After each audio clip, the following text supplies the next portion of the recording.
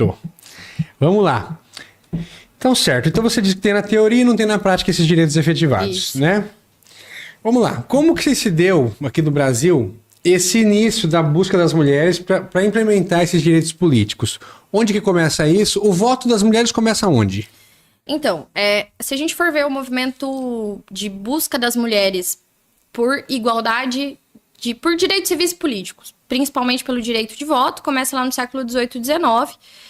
A luta, né? A luta, A luta. que a gente chama de primeira onda do feminismo, que é o marco, é o movimento das sufragistas. Isso no mundo? No mundo, Ah, no tá, Reino no mundo, Unido. tá. Reino Unido Vamos separar começa, isso. tem França e Estados Unidos. Certo. E no Brasil, a gente tem o voto em 1932. É instituído o voto feminino no Código Eleitoral. Porém, Getúlio Vargas, aham.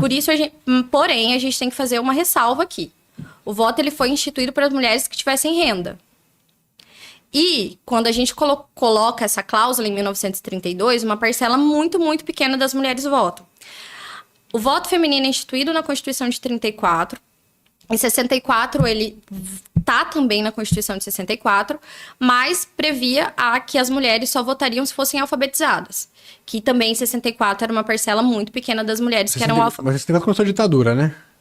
Sim, mas a gente tem a Constituição de 64. Que teria as eleições, teoricamente. Isso, sim, aí vem em entendi. 64... Não, na verdade, Constituição de 67, perdão. Isso, 67. Tem uma Constituição em 46, uma em 67, Emenda Constitucional 1 de 69, que é eu considero uma Constituição nova, a Emenda 1 de 69, que é que a gente tem o recrudescimento máximo da ditadura militar, com a Emenda 1 de 69, que é considerada uma nova Constituição, que fecha Congresso e tudo mais.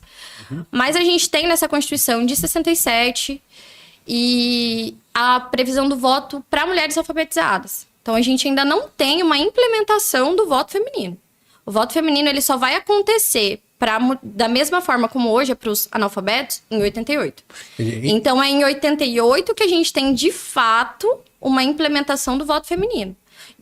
Assim, irrestrito e amplo, né? Porque quando você limita primeiro para renda, você exclui uma parte significativa das mulheres. Pra mais. Depois, em 67, quando você coloca para as mulheres alfabetizadas, você também exclui grande parte das mulheres. É só em 88 que o voto feminino é colocado como um voto normal, digamos assim, né? Em 30 e pouco, então, só as mulheres que tinham renda. Mulheres que tivessem renda. E os homens aí eram liberados para todas as pessoas que tinham renda? Para todos os homens. As mulheres, Já elas tinha tinham que diferença. exercer função pública remunerada. Em 34 ainda estava...